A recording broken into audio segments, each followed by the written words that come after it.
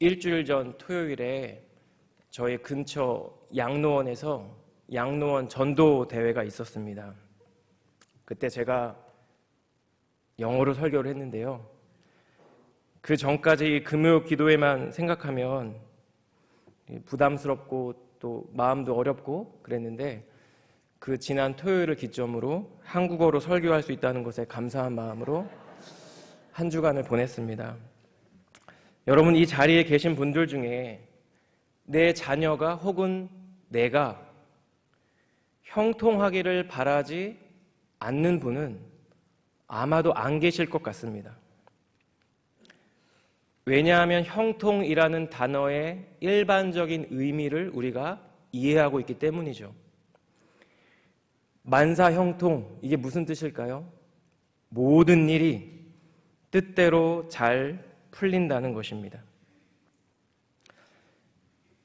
우리가 이렇게 형통이라는 의미를 모든 일이 뜻대로 잘 풀린다라고 해석할 때 보통은 그 뜻이 누구의 뜻일까요? 나의 뜻이죠. 나의 뜻이고 나의 계획입니다. 그리고 이렇게 생각하게 만든 장본인 같은 성경 이야기가 어떤 이야기일까요? 요셉 이야기죠. 그렇죠. 성경은 분명히 요셉을 가리켜서 형통한 자라고 분명히 말씀하고 있는 것이 사실입니다. 창세기 39장 2절을 보시면 여호와께서 요셉과 함께 하심으로 그가 형통한 자가 되어 그의 주인 애굽 사람의 집에 있으니. 그리고 23절을 보시면 간수장은 그의 손에 맡긴 것은 무엇이든지 살펴보지 아니하였으니 이는 여호와께서 요셉과 함께 하심이라. 여호와께서 그를 범사에 형통하게 하셨더라. 이것은 형통이라는 이 단어 속에 분명히 무언가 잘 되고 있다는 뜻이 포함되어 있다는 것을 의미합니다. 여러분, 그런데 중요한 것은 내가 원하는 대로 잘 된다는 것이 형통의 정의는 결코 아니라는 것입니다. 왜일까요? 제가 근거를 대겠습니다.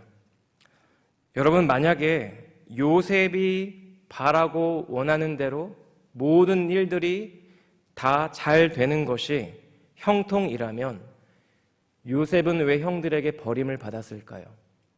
형들에게 버림받기를 간절히 원했을까요? 요셉은 어쩌다가 고향에서 2억 마리 떨어진 타국 땅의 종이 되었을까요?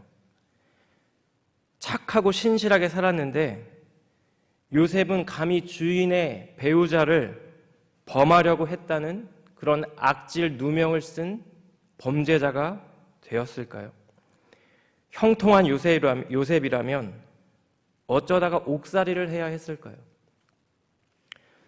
여러분, 요셉의 이야기를 우리가 가만히 살펴보면 여기서 말하는 형통이 우리가 흔히 말하는 만사형통의 그 형통과는 다르다는 것을 알 수가 있습니다. 자, 그렇다면 성경적인 형통은 무엇일까요? 참된 형통은 결국 주님의 뜻이 이루어지게 된다는 것을 말한다는 것입니다. 여러분, 먼 훗날에 애굽의 총리가 되죠. 그리고 요셉이 아주 오래전 자신이 꿈꾸었던 대로 자신의 형들이 자신 앞에 머리를 조아리고 꿇어앉아 엎드려 있는 것을 발견합니다.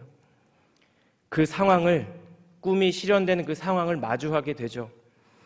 그 형들에게 자신의 정체를 밝힌 요셉이 창세기 45장에서 뭐라고 하냐면요, 4절과 5절인데요.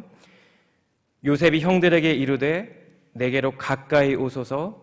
그들이 가까이 가니 이르되 나는 당신들의 아우 요셉이니 당신들이 애굽의 판자라.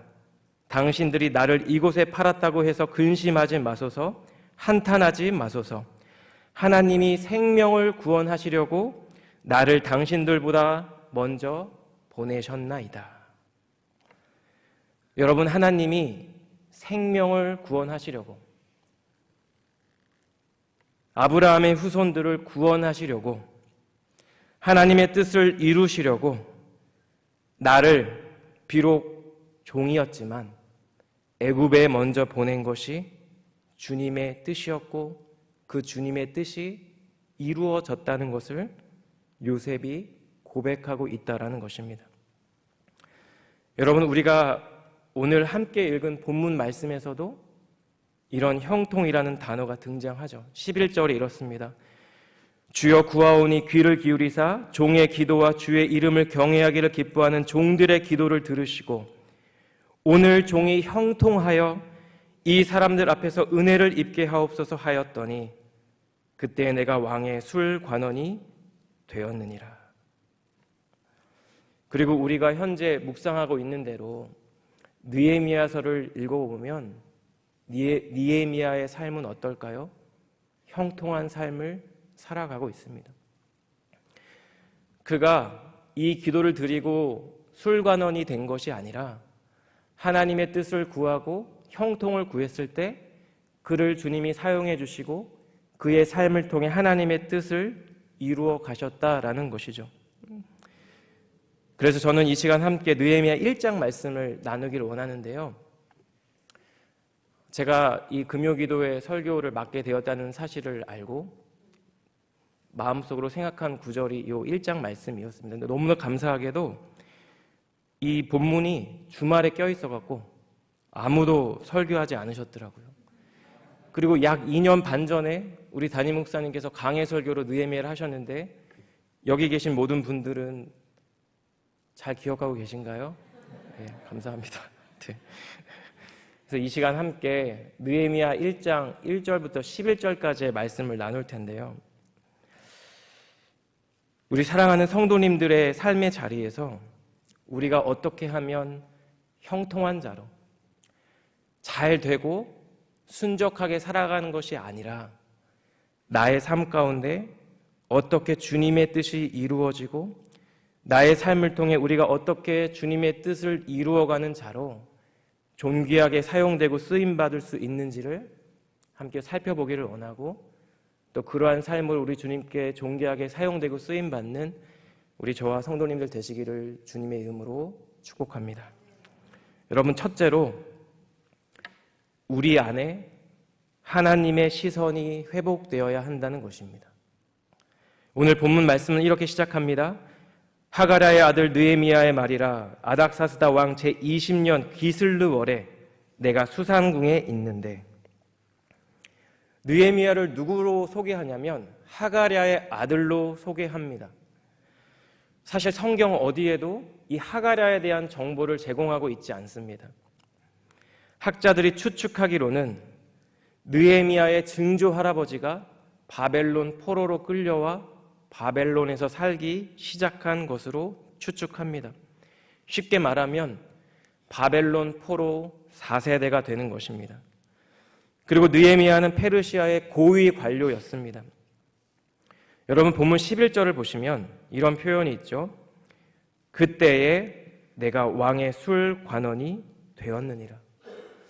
여러분, 이 개역개정으로 번역된 이 문장을 보시면 느헤미야가 하나님께 이런 기도를 올려드려서 마치 주님께서 느헤미야를 사용하시려고 우리가 흔히 이해하고 있는 형통의 의미로 그를 술 관원에 앉히셨다라는 의미로 해석할 수 있습니다. 그런데 여기서 되었다라는 이 동사가 완료형입니다. 그러니까 과거 어느 시점에 이미 술 관원이 되었다는 것이죠. 여러분, 그렇다면 술 관원은 어떤 사람일까요? 느헤미야에 대한 설교를 많이 들으셔서 잘 아시겠지만 술 관원이라는 이 말은 왕의 절대적인 신임을 받는 사람만 앉을 수 있는 자리였습니다. 왜냐하면 고대 사회에서 왕에게 반역을 일으킬 때 주로 사용하는 방법이 음식에 독을 타서 독살하는 방법이었기 때문입니다. 여러분, 술관원은 단순히 술만 담당하는 자가 아니라 왕이 먹는 모든 음식, 왕이 먹는 모든 간식, 왕이 마시는 모든 음료를 관할하고 그리고 사석에서 왕을 만나며 이런저런 이야기를 나눌 수 있는 그런 자리였습니다. 그러니까 본문에서 느헤미야를 술관원이라고 말하고 있다는 것은 무엇이냐면 고대 근동에서 최강대국이었던 페르시아의 궁정에서 왕의 절대적인 신임을 받으며 살고 있던 한 사람이라고 우리는 해석할 수 있습니다. 여러분 생각해 보십시오. 이민자보다도 더 못한 포로민 출신의 한 사람이 페르시아 제국에서 왕의 핵심적인 측근의 자리에 올라 있다는 것이 느헤미야라는 인물이라는 것입니다. 자, 그런데 여러분, 느헤미야가 잘 살고 있었을 그 느헤미야가 어느 날 동족에 대한 소식을 듣게 되죠. 2절을 제가 읽겠습니다. 내 형제들 가운데 하나인 하나니가 두어 사람과 함께 유다에서 내게 이르렀기로 내가 그 사로잡힘을 면하고 남아있는 유다와 예루살렘 사람들의 형편을 물은즉. 여기 말하는 본문의 하나니가 이 느헤미야의 친형제인지 아니면 같은 유대인 동족을 말하는 것인지는 잘 알 수가 없습니다. 중요한 것은 예루살렘으로부터 출발하여 1300km 이상 떨어진 이 페르시아 수상궁 느헤미야가 있던 곳까지 어떤 유대인들이 왔는데 느헤미야가 그들에게 예루살렘의 형편을 지금 묻고 있다는 것입니다. 여러분, 여기서 이들이 말하는 사로잡힘을 면하고 남아있는 유다와 예루살렘 사람들은 누구일까요? 여러분, 페르시아의 포로 귀환 정책을 따라 예루살렘으로 먼저 간 사람들이 있었습니다. 좀 배경 지식을 알 필요가 있는데요. BC 537년에 숫자를 기억하지 않으셔도 됩니다. BC 537년에 고레스 왕에 의해 1차 포로 귀환이 이루어졌습니다. BC 458년에 아닥사스다 왕에 의해 2차 포로 귀환이 이루어졌습니다. 그런데 오늘 본문 1절을 보시면 이 1장의 배경이 아닥사스다 왕 제20년으로 되어 있죠. BC 444년 정도 됩니다. 이제부터 중요합니다. 1차 포로 귀환이 이루어지고 약 90년, 2차 포로 귀환이 이루어지고 14년 정도가 지난 시점이 바로 이 느헤미야 1장의 배경이라는 것이죠. 그러니까 90년 전에 그리고 14년 전에 꽤 많은 사람들이 예루살렘으로 갔다는 것입니다.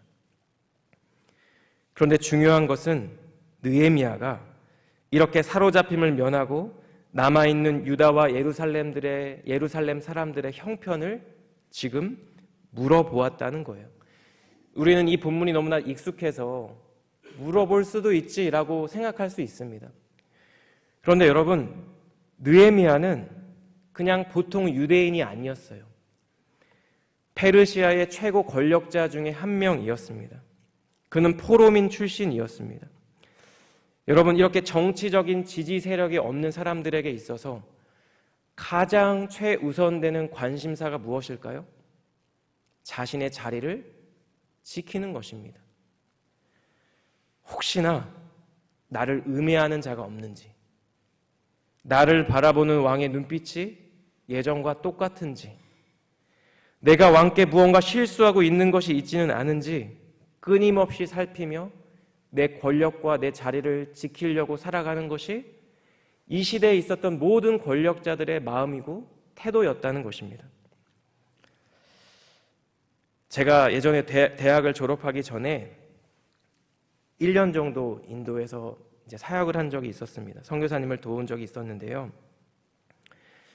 몸은 선교지에 있고 제가 하는 일도 선교사님 사역을 도와드리는 일이었지만 한편으로 저의 당시의 고민 중 하나는 앞으로 무엇을 할지에 대한 번민이었습니다. 대학원을 갈지, 이 전자공학을 더 해야 된다는 끔찍한 생각으로 고민도 하고요. 아니면 회사에 들어갈지 많이 번민하고 고민했던 그런 시간들을 보냈습니다. 그런 시간들을 보내고 제가 회사에 들어갔는데요. 결국은 제가 신대원에 입학하게 된 것은 주님의 은혜죠. 나의 삶을 향한 나의 뜻이 아니라 제가 주님의 뜻에 조금 더 진지하게 주목하게 되었기 때문입니다. 내가 하고 싶은 것, 그리고 내가 잘할 수 있는 것, 내가 잘해서 남에게 인정받을 수 있는 그것이 아니라 주님의 뜻과 마음을 주목할 때, 주님의 말씀에 귀 기울일 때 우리의 관심사가 나의 필요가 아니라 주님의 필요가 될 때 우리는 조금이라도 그렇게 살아갈 수 있게 된다는 것이죠. 예수님은 제자들에게 이런 말씀을 하셨습니다. 마태복음 6장 33절인데요. 잘 아시는 말씀입니다. 그런즉 너희는 먼저 그의 나라와 그의 의를 구하라. 그리하면 이 모든 것을 너희에게 더하시리라. 사랑하는 여러분, 하나님의 나라와 하나님의 의를 구한다는 것은 어떤 의미일까요? 참 추상적으로 들리는 표현입니다. 뜬구름 잡는 이야기처럼 보일 때도 있습니다. 예수님의 이 말씀을 우리가 잘 이해하려면 이 문장이 들어가 있는 문단으로 들어가 보아야 하죠. 이 말씀이 속해 있는 가장 짧은 문단이 25절에서 34절인데요. 이 문단에서 말하고 있는 것은 결국 먹고 마시는 문제입니다. 인간의 의식주에 대한 문제죠. 문단을 조금 더 넓혀서 19절부터 보시면 어떤 말씀이 있냐면 결국 한 사람이 두 주인, 재물과 하나님을 겸하여 섬기지 못한다는 말이 있습니다. 여러분, 따라서 우리가 하나님의 나라와 하나님의 의를 구한다는 것은 좁게 생각하면 더 이상 의식주 문제를 염려하지 않는다는 것이고, 조금 더 넓게 생각하면 재물이 아니라 하나님을 의지하는 삶을 말한다는 것입니다. 여러분, 우리는 어떻게 이렇게 살 수 있을까요? 제가 말씀드린 대로 결국은 하나님의 시선을 구하고 하나님의 생각을 구해야 합니다. 우리의 마음과 생각에 하나님의 시선이 없고 하나님의 생각이 없으면 어떻게 될까요? 빈 공간일까요? 내 생각과 내 시선과 내 가치가 채워지게 되겠죠. 본문의 말씀이 우리에게 전달하고 있는 것이 이것입니다. 하나님의 뜻을 구하는 것이고 하나님만을 의지하는 것입니다. 이것이 바로 예수님께서 제자들에게 말씀하신 하나님의 나라와 하나님의 의를 구하는 삶이라는 것입니다. 사랑하는 여러분, 오늘 이 본문의 말씀, 짧은 이 1절과 2절의 말씀은 우리에게 묻고 있습니다. 지금 나의 관심사는 무엇인가? 하나님의 나라와 하나님의 의를 구하는 것인가? 아니면 나의 필요를 채우는 것인가? 하나님께서 관심 갖고 계시는 한 영혼을 바라보는 것인가? 아니면 내 개인적인 관심사인가? 주님의 이름과 주님의 성품이 드러나는 것인가? 아니면 나의 이름이 드러나는 것인가? 본문이 던지는 이러한 질문 앞에서 이 시간 우리 사랑하는 성도님들의 마음 가운데, 그리고 제 마음 가운데, 우리의 시선 가운데 하나님의 시선과 주님의 마음이 회복되어 주님의 시선과 주님의 마음으로 나의 삶을 바라보고 내 옆에 주님께서 세워주신 한 영혼을 바라보고 주님의 몸된 교회를 바라보는 저와 여러분들 되시기를 주님 이름으로 축복합니다. 우리 안에 이러한 하나님의 시선이 회복되고 나면 어떻게 해야 될까요? 우리에게 주님의 마음이 부어지게 됩니다. 회개가 필요하면 회개를 하게 되고, 우리 안에 겸손한 마음으로 무언가를 구해야 될 때는 가난하고 겸손한 마음으로 하나님께 나아가게 된다는 것입니다. 페르시아 수상궁에 있던 곳에서 예루살렘으로부터 온 형제를 만난 느헤미야가 그 땅의 형편을 묻죠. 그러자 그들이 이렇게 대답합니다. 3절입니다. 그들이 내게 이르되 사로잡힘을 면하고 남아있는 자들이 그 지방 거기에서 큰 환난을 당하고 능욕을 받으며 예루살렘 성은 허물어지고 성문들은 불탔다 하는지라. 그들이 전하는 이 말은 너무나도 충격적인 소식이었습니다. 예루살렘에 있었던 그 사람들이 능욕을 받고 환난 가운데 있다는 것입니다. 예루살렘 성은 허물어지고 성문들은 불탔다는 것입니다. 여러분, 이것은 남유다가 바벨론 왕 느부갓네살에 의해 멸망당할 때의 이야기가 아닙니다. 최근의 이야기예요. 느헤미야가 놀란 이유는 총독 스룹바벨과 제사장 에스라를 포함한 일부 유대인들이 이미 90년 전에 그리고 14년 전에 예루살렘으로 귀환을 했고, 그래서 이 공동체가 그래도 조금 더 잘 살고 있지는 않을까? 그 땅에서 하나님을 예배하며 지내고 있지는 않을까? 그렇게 생각했기 때문이죠. 그런데 현실은 그렇지 않았습니다. 성벽은 허물어지고 성문은 불탔습니다. 그 땅의 사람들은 이방 민족들에게 능욕을 받고 있었습니다. 고난과 환난 가운데 믿음도 희미해지고 신앙도 잃어버리고 예배도 잃어버린 채 비참한 삶을 살아가는 것이 이 사람들의 삶의 자리였다라는 것입니다. 그러자 느헤미야가 어떻게 할까요? 우리 4절과 5절 말씀은 우리 함께 읽겠습니다. 시작. 내가 이 말을 듣고 앉아서 울고 수일 동안 슬퍼하며 하늘의 하나님 앞에 금식하며 기도하여 이르되, 하늘의 하나님 여호와 크고 두려우신 하나님이여, 주를 사랑하고 주의 계명을 지키는 자에게 언약을 지키시며 긍휼을 베푸시는 주여 간구하나이다. 여러분, 느헤미야는 이 동족의 형편을 듣고 수일 동안 울고 슬퍼합니다. 슬퍼할 뿐만 아니라 여러 날 동안 금식합니다. 여러분, 느헤미야는 왜 예루살렘에 남아있던 이 귀환민들의 형편을 듣고 왜 이렇게 슬퍼할까요? 왜 이렇게 힘들어할까요? 왜 금식까지 해야 했을까요? 여러분, 이것은 단순한 억울함 때문이 아닙니다. 자신의 동족이 당한 치욕 때문에 자존심이 상해서 고통스러워하고 있는 것도 아닙니다. 여러분, 느헤미야는 지금 이스라엘 백성을 향한 하나님의 마음을 공감하고 있습니다.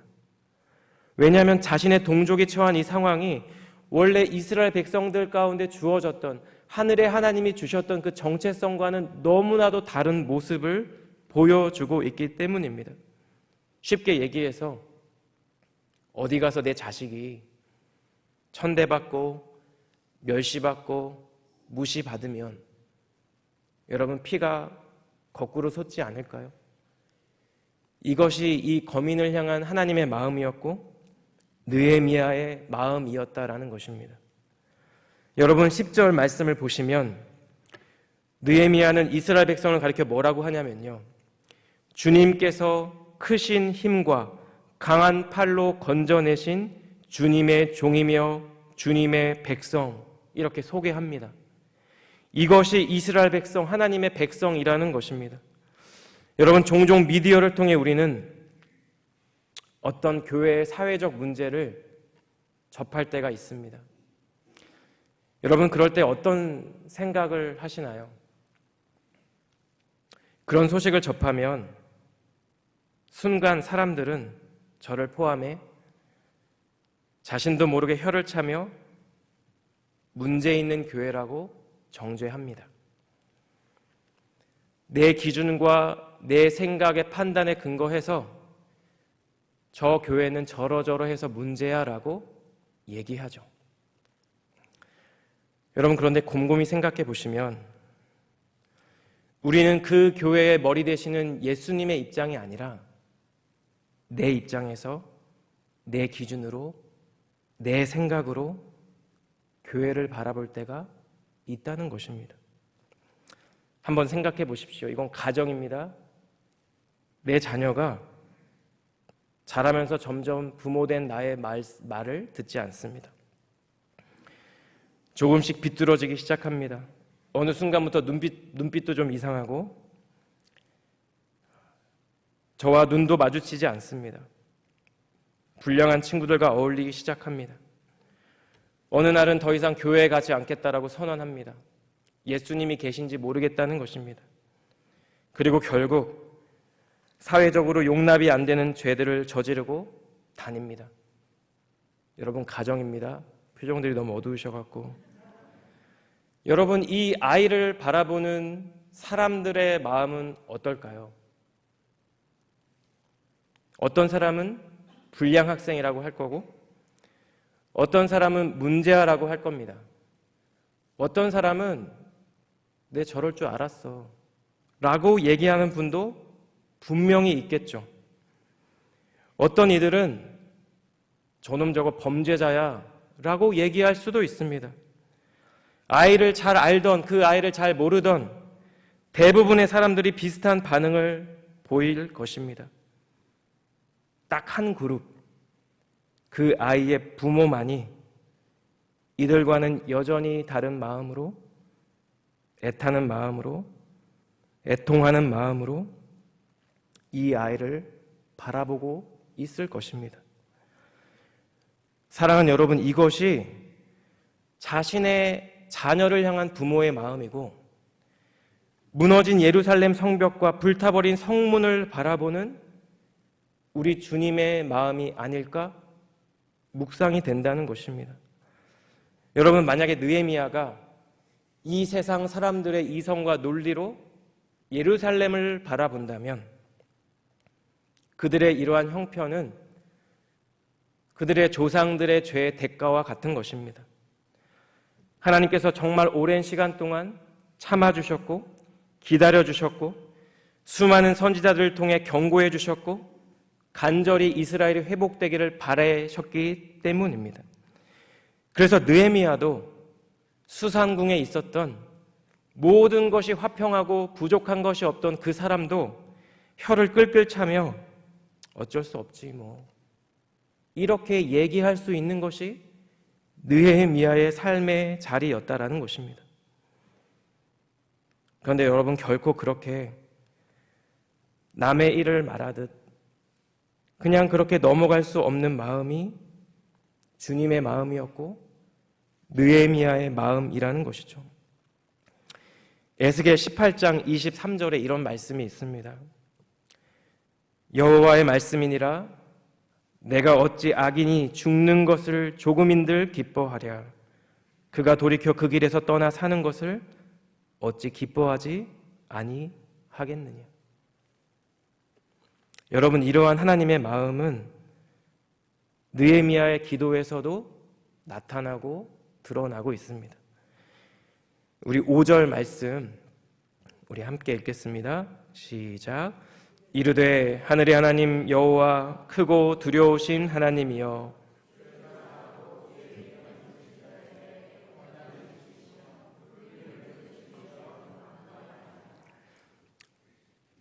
느헤미야가 기도드리는 그 대상은 하늘의 하나님입니다. 크고 두려우신 하나님입니다. 크고 두려우실 뿐만 아니라 주님을 사랑하고 주님의 계명을 지키는 자에게 언약을 지키시며 긍휼을 베푸시는 하나님입니다. 여러분, 느헤미야가 이 1장 말씀에서 담대히 나라와 민족을 위하여 예루살렘을 위하여 기도할 수 있었던 것은 그가 하나님이 어떤 분이신지 아주 정확하게 알고 있었기 때문입니다. 그렇다면 느헤미야는 어떤 기도를 드렸을까요? 제가 6절과 7절을 읽겠습니다. 이제 종이 주의 종들인 이스라엘 자손을 위하여 주야로 기도하오며 우리 이스라엘 자손이 주께 범죄한 죄들을 자복하오니 주는 귀를 기울이시며 눈을 여시사 종의 기도를 들으시옵소서. 나와 내 아버지의 집이 범죄하여 주를 향하여 크게 악을 행하여 주께서 주의 종 모세에게 명령하신 계명과 율례와 규례를 지키지 아니하였나이다. 느헤미야는 결국 회개 기도를 드리죠. 이사야 선지자는 59장 1절과 2절에서 이렇게 고백합니다. 여호와의 손이 짧아 구원하지 못하심도 아니요 귀가 둔하여 듣지 못하심도 아니라 오직 너희 죄악이 너희와 너희 하나님 사이를 갈라놓았고 너희 죄가 그의 얼굴을 가리워서 너희에게서 듣지 않으시게 함이니라. 결국 우리의 삶의 문제의 원인을 가만히 살펴보면 우리의 죄 때문이라고 성경은 우리에게 말하고 있습니다. 그런데 여러분, 느헤미야의 회개 기도에는 조금 특별한 것이 있습니다. 무엇일까요? 느헤미야는 지금 자신의 조상들이 지었던 죄를 나와 내 아버지의 집이 범죄한 것이라고 고백하고 있다라는 것입니다.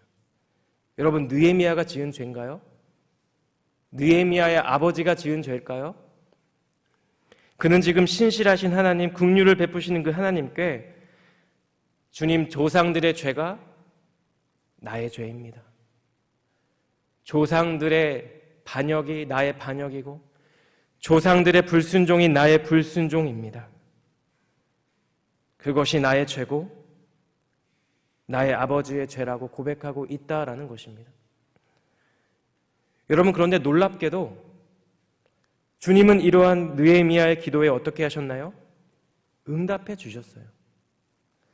나라와 민족을 위한 회개의 기도를 받아주셨다라는 것입니다. 여러분, 우리는 이 세상을 바라보며 나도 모르게 세상을 정죄할 때가 있습니다. 뉴스에 소개되는 어떤 범죄자들, 특별히 다른 사람에게 사기를 치고 다른 사람의 눈에서 피눈물이 나게 하는 사람들의 소식을 들으면 그 사람들은 원래 그런 사람들, 원래 나쁜 사람들, 조금 심하게 표현하면 원래 나쁜 놈, 그렇게 속단하고 정죄해 버리는 경우가 많다는 것입니다. 마치 어떤 가정 안에 비뚤어진 길을 걸어가는 아이를 정죄하고 판단하는 이웃집 사람처럼 이 애는 원래부터 나쁜 애였고 원래부터 싹수가 노란 아이였다라고 정죄해버리는, 함부로 판단해버리는 누군가처럼 우리 역시 세상을, 우리 민족을, 우리 사회를 그렇게 바라볼 때가 있다는 것입니다. 여러분, 그런데 지금 느헤미야가 하고 있는 것은 무엇이냐면 그런 정죄와 판단의 사슬을 끊어버리고 있습니다. 조상들의 죄가 나의 죄입니다라고 회개하고 있습니다. 신실하시고 긍휼을 베푸시는 하나님 앞에 다시 한번 나아가 하나님의 은혜를 구하고 있습니다. 주님의 인자와 긍휼로 이 나라와 민족을 바라봐 달라고 하나님께 간구하고 있습니다. 그리고 주님은 이러한 느헤미야의 이해 못할 기도에 응답해 주셨습니다.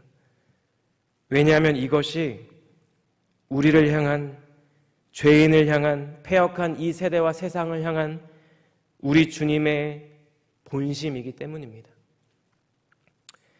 사랑하는 여러분, 우리가 만약에 예수 그리스도를 구세주와 주인으로 고백한 그리스도인이라면, 참된 성도라면 우리가 이 세상과 세대를 바라보며 교회를 바라보며 세상과 교회를 향한 주님의 마음을 구해야 될 줄 믿습니다.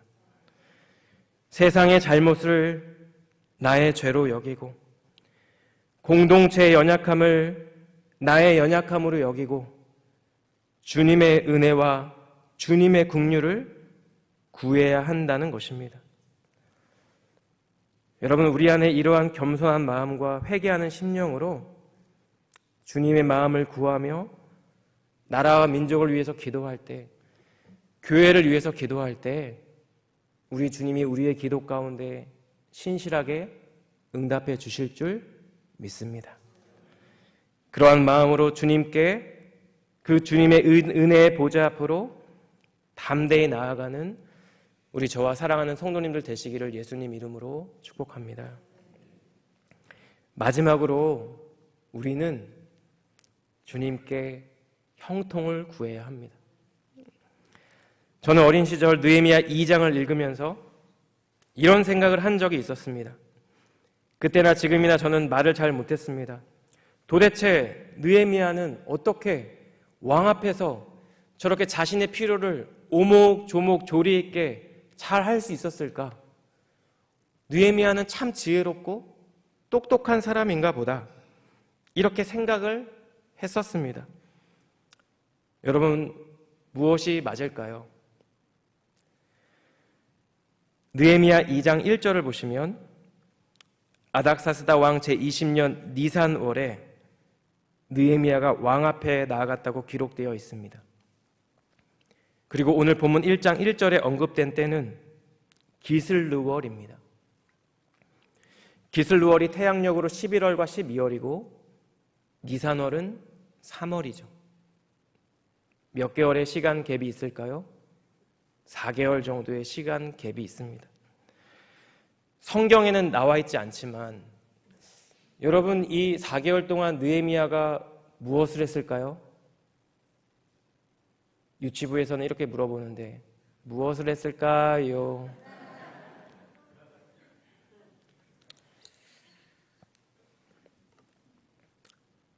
여담이지만